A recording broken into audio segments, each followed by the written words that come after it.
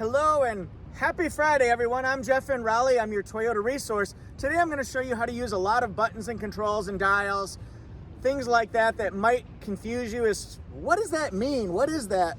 Because my friends Roger and Lisa, who have been watching my channel for about a year, bought an identical, absolutely identical magnetic gray RAV4 XSE Hybrid, 4 different option packages on it. There's a lot of technology, a lot of safety. I'm going to show you in depth how to use a lot of those systems. First of all, why would someone want a RAV4 Hybrid? 219 horsepower, 40 miles a gallon for an SUV. That is incredible, and it's very reasonably priced compared to equivalent RAV4 all-wheel drives. This is an all-wheel drive. It does not come in front-wheel drive. This one has dynamic torque vectoring, which means that it can send up to 50% of its available torque to the back wheels, and then it can distribute it to the left and right wheels where it needs it most. That way you can get through uneven trails, things like that. Now we're talking about a $40,000 car here. This one here is $40,000, a little bit short of that, $345 short, and made in Japan. Has really good safety ratings, up to 41 mpg in the city. Look at these extra packages here. Technology package, front and rear parking assist with automatic braking, automated Qi wireless charging. Weather package, look what's in this one here. Heated steering wheel, rain sensing wipers, de-icer, and then it's got the upgraded sound system here. It's really kicking, it's banging, and it's got a lot of connected services added as well. And then it's got the panoramic glass moonroof.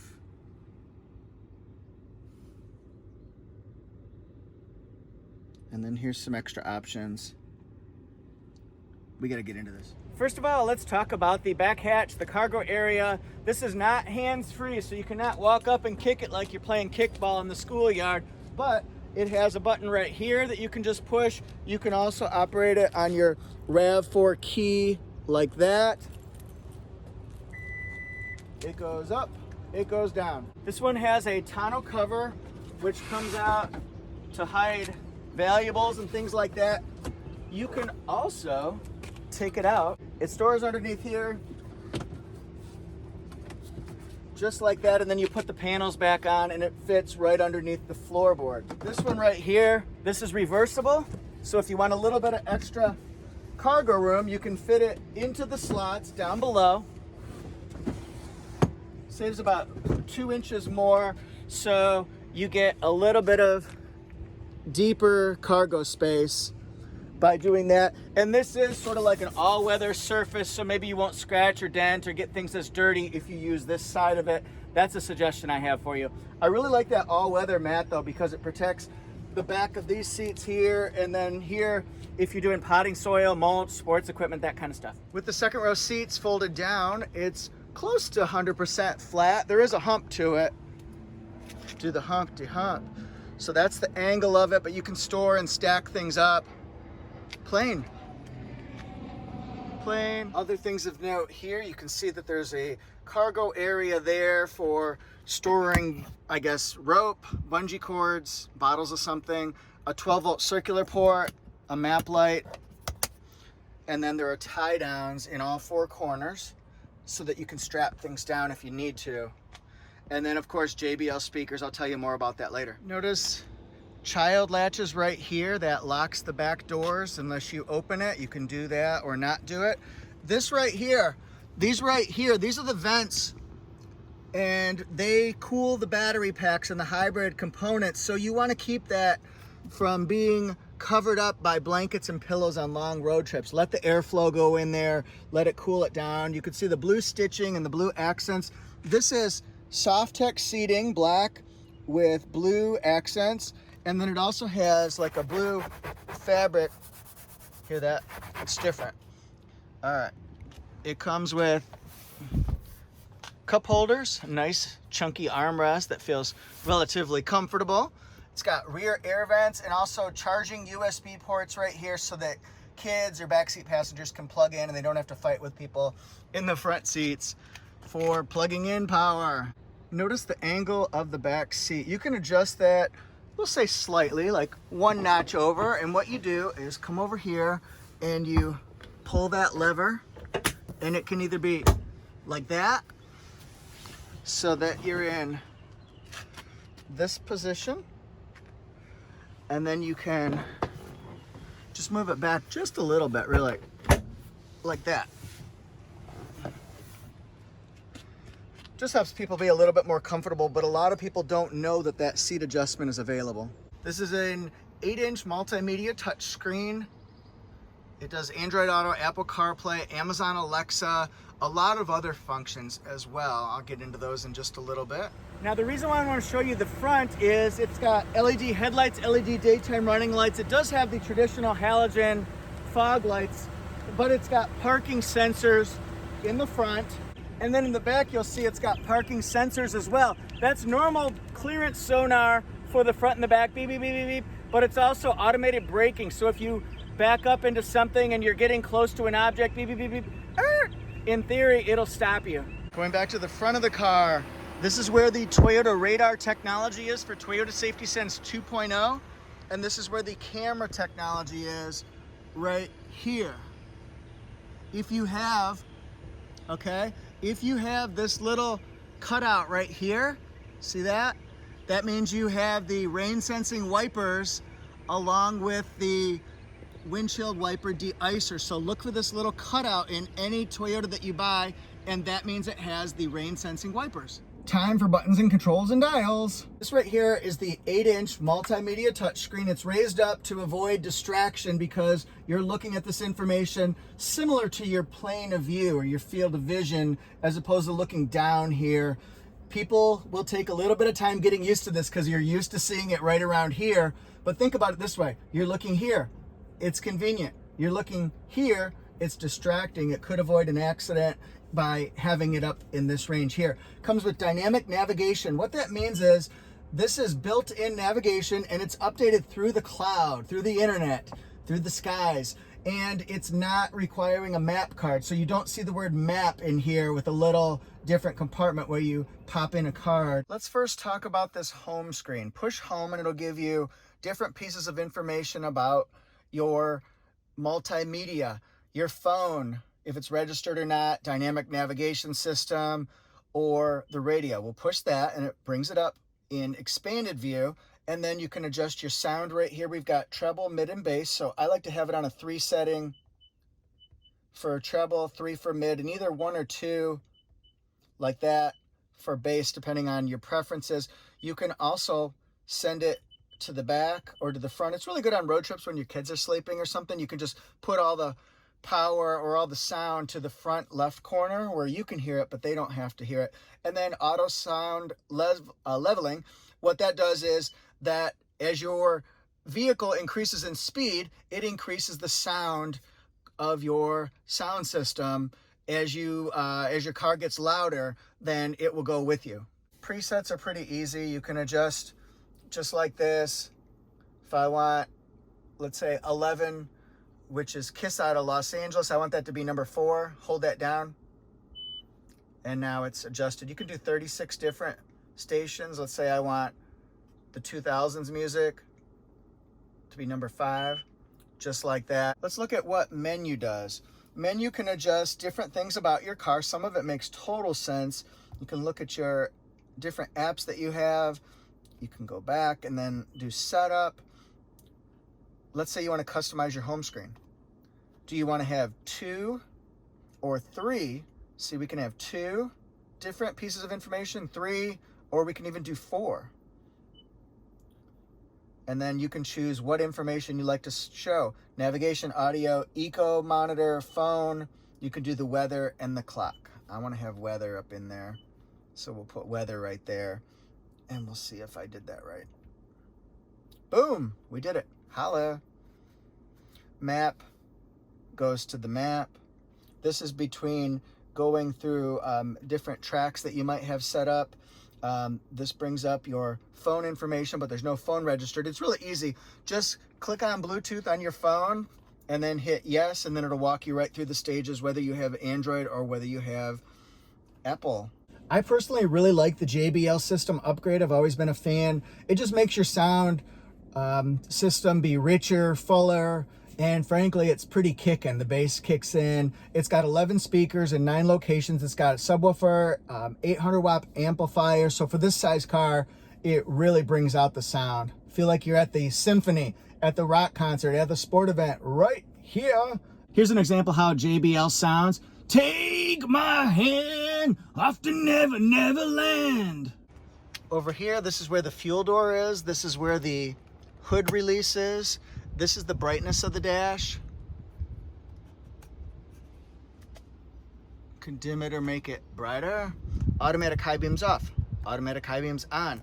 Windshield wiper de-icer on, off. Heated steering wheel on, it's off. And then this is your power back door. Sorry about the angle here, guys. The sun, I know, is getting us. So we're gonna go in here and tell you about this power adjustable driver's seat. It goes forward, it goes backward, it goes up, it goes way down. And then you can also twist it.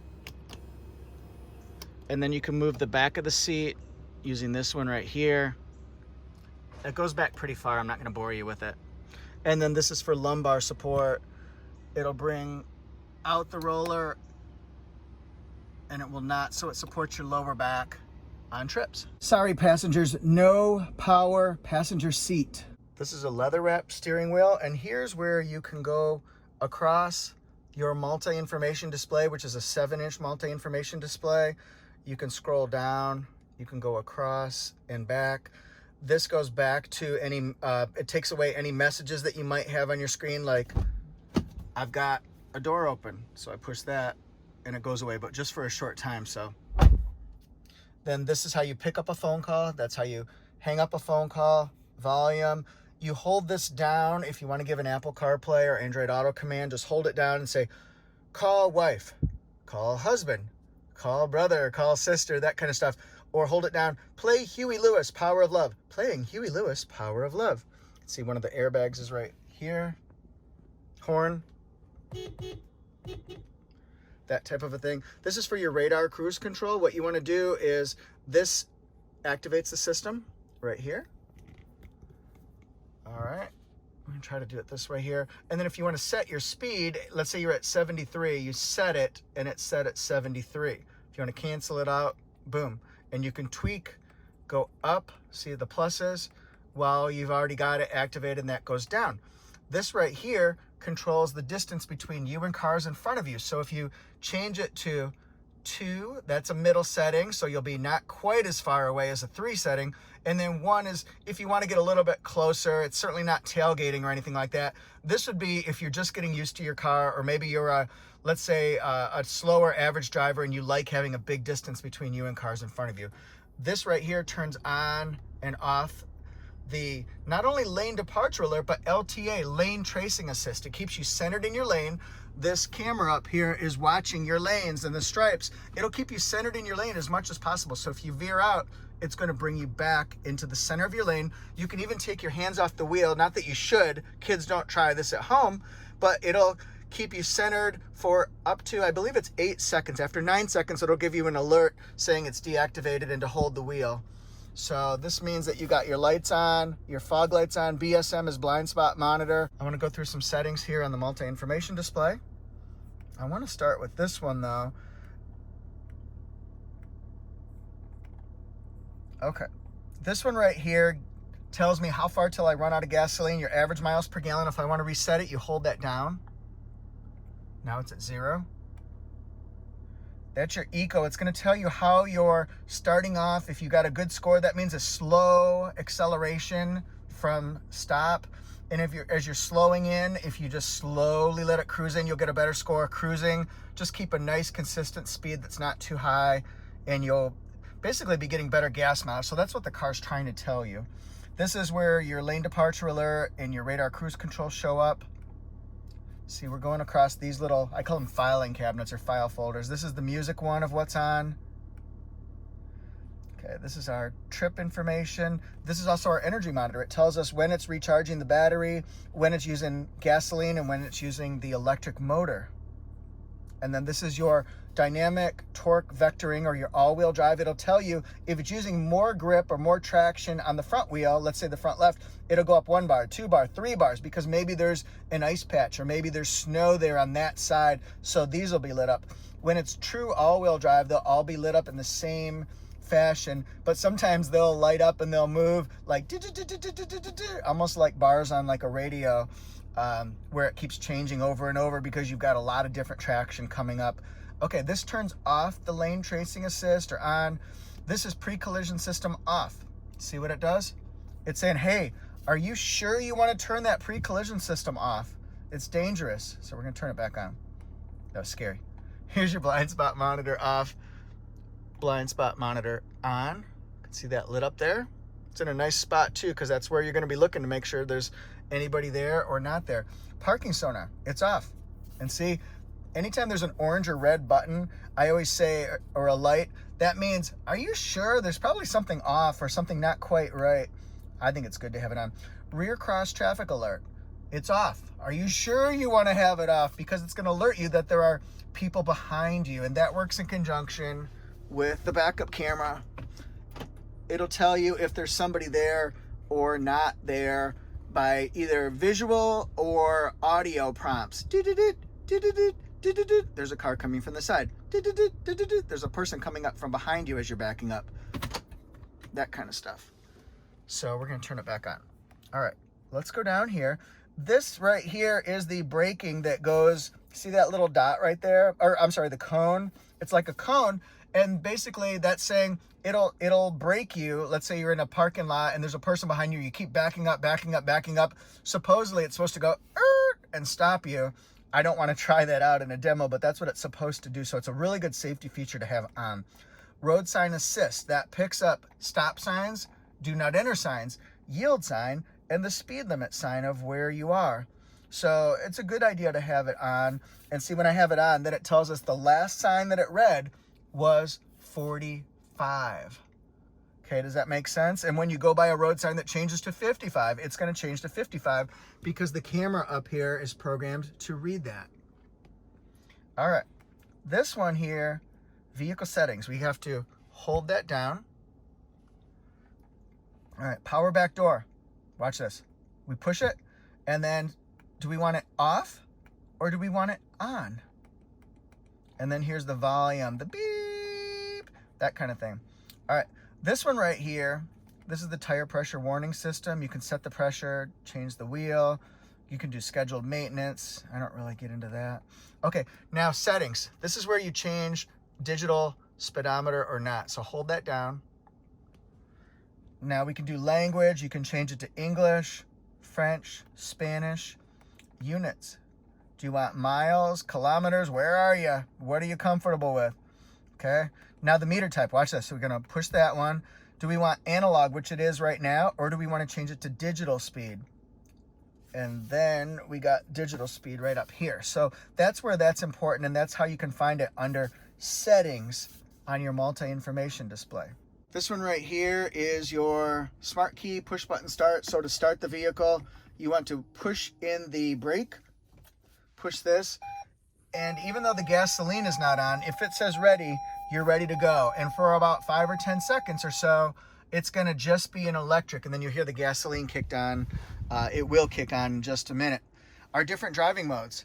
You can be in eco mode, sport mode. Eco gives you better gas mileage for when you're on like city streets and things like that. It takes a little bit off the throttle, a little bit off the heating and ventilating system to give you better gas mileage. This is really good. I like to have it on here, and this will be indicated when we turn it over. See, it's in this color right now. Watch this. Turn it to eco, and it turns to, as you'd imagine, green. Sport is more of an aggressive acceleration. That's going to turn to red. So eco, sport, and then we're going to go back to normal. Just push that, and it goes to like a whitish. EV mode is electric vehicle. That's for less than 20 to 25 miles an hour when you're cruising through a parking lot like this one, or maybe a mall parking lot looking for a parking spot. Just pop it on. But if you do rapid acceleration, or you go over it, or you go more than the half a mile that it allows you to, it'll go beep, beep, EV deactivated or not available. Trail mode is for optimizing traction and wheel spin and braking for when you're going on off-roading conditions, like if I was over by our pond or something like that, I might kick it into trail mode. And trail mode has more rocks in it. So rock and dirt, mud and sand, that kind of stuff. Electronic parking brake, the way that's going to be coming on, we're all used to pulling up a handle or pushing it with our foot, but when you put it in reverse or drive, that goes off. And then this comes back on when you're in park. So it automatically does it.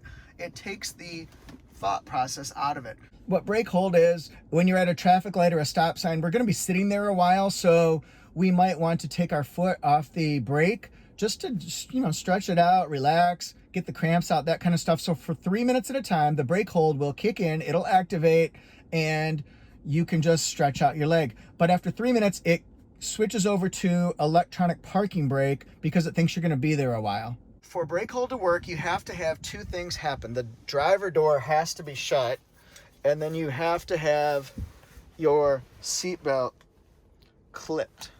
Otherwise, it will not work. So let's push this and see what happens. When it does, that hold button goes on, and then when you push, when you go up to a light, it's going to light up, I believe, yellow, and it'll say hold. So then that means that you're held in place. So it has to be this button and another one to know that the system works. Remember, the trick here is that every time you start up your car, you have to push brake hold to be on like that. Otherwise, don't just assume that it's going to stop you, because you have to push it every time. For charging capabilities, we've got a USB port here. Got a 12-volt circular port. This vehicle has 5 different USB ports. We saw 2 in the back. There are 2 in this center console right here. They're charging ones. So just like that, you can charge in there. And then this one, so that's a total of 5. This one has heated seat high, heated seat low. It does not come with cooled seats. You will only know it's cooled seats if there's a potential for it, if it has holes all in here, perforated seats. Doesn't that look weird? I took the headrest off. All right, so this is pretty easy here. We've got dual temperature controls. If you want them to sync up to the driver, just push sync, and that automatically does whatever the driver does. That doesn't work with usually a husband and wife or your kid sitting next to you, because you got to have different settings, man. One's going to be hot, hot, hot. One's going to be cold. I'm Mr. Heat Miser. I'm Mr. Sun. Here's your front defroster, your rear defroster. Eco, that gives you better possibilities for cooling, for saving energy. The other way you can do it is if you don't have backseat passengers, you can turn off the rear air vents by pushing that, or you can just have that on or off depending on if you have people in the back or not. This is recirculated air. So if you want the coldest air possible, air conditioning on and recirculated it. If you don't recirculate it, it's going to be just pulling in air from the outside world. Today it's going to be 89 and humid as a mother. So I would not want to be pulling in hot air. Here's how you adjust where the air comes out. Just follow the pictures. And this is your fan speed. It cools down very quickly.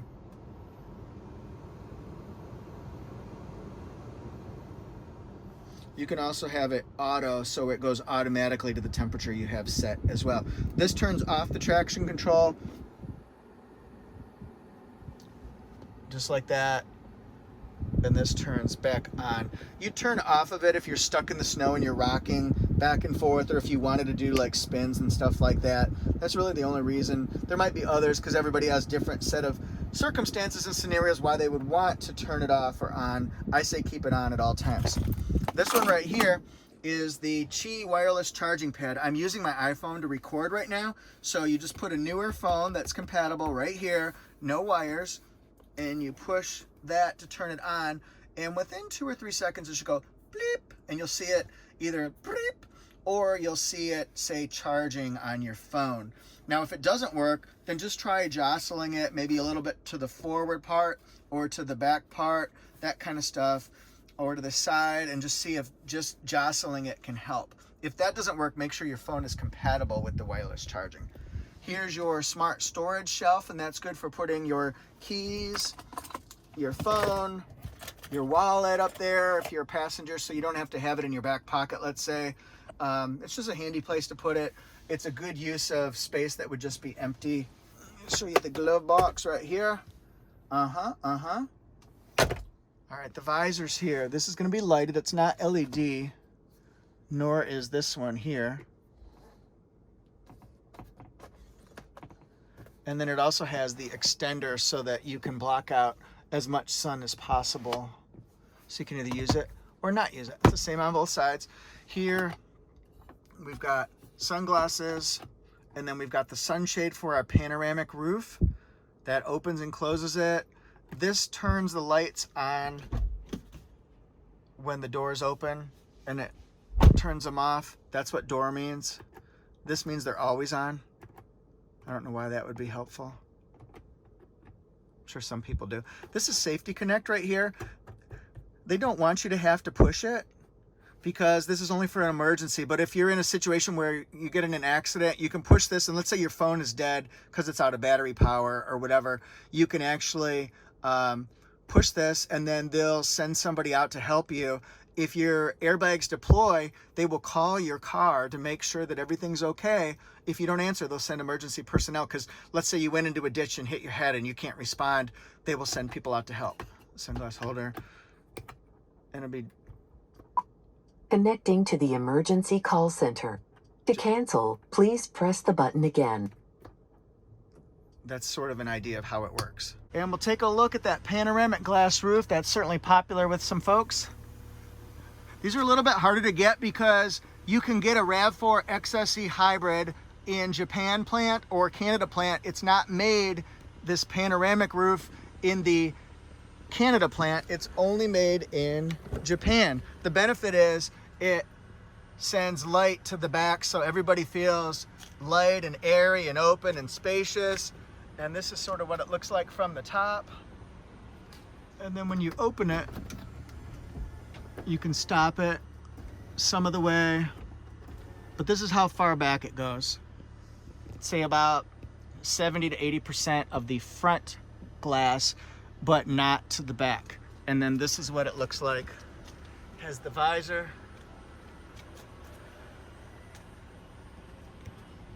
Just like that. This one right here is the digital rear view mirror. As opposed to having my camera in the way or people's heads or headrests in the way, you push this and it magnifies by showing a camera out behind, back by the rear window. See that pulls down, that little square that's coming down? That's what houses the back camera, so that you can do this. And you can change the orientation of what you're seeing by pushing this and then going across. Wait, we want to push it one more time. This goes up, it goes down, you can go to the side, and the camera actually moves. It's kind of cool.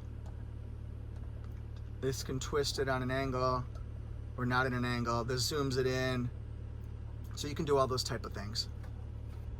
It also comes with home link for garage door programming 1, 2, or 3. And where does that camera work? Right here, there's the camera inside the glass.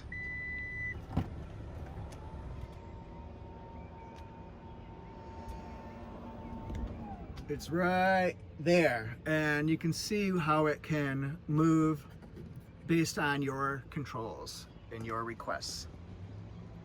I can't show you Android Auto or Apple CarPlay or Amazon Alexa because I don't have my phone connected, and I'm also recording with it right now. But what you want to do is make sure that you have a USB cable connected to your phone right there, and then you want it also connected into the USB port right down in here. So just run your wire, and then you can do all of your commands right on this nice screen. It's really easy.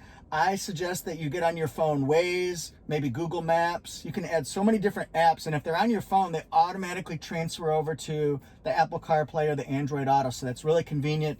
But it's a nice way to do navigation systems. You can request music that's on your phone, or if you have Apple Music or Amazon Alexa music, that kind of stuff. You can pull from 10,000 songs, you know, it's really cool. Just say, I want to request Eye of the Tiger. It's the Eye of the Tiger, it's the thrill of the fight. Except for it sounds more like Survivor. But you can also do phone calls. You can push this, call wife, like I said, or you can do send text message to Fred Anderson Toyota. What would you like it to say? I love your service. I love your family plan. You're so easy to work with. This is what it says, blah, blah, blah, blah, blah. Would you like to send it? Beep. Yes. Really easy. So you can do all that with very little distraction at all. Thanks so much for watching. What do you think? Do you like these kind of videos where I actually show you in depth how to use the systems, how to use your car after you bought it? If you do, I'll make more. Thank you guys so much. Again, I'm going to ask for your help with some things. Please subscribe to my YouTube channel. Please bookmark and follow my writing, mytorquenews.com/Toyota. Please follow me on Instagram. I'm at ToyotaJeff1. I really appreciate you guys. Have a great weekend. Be safe.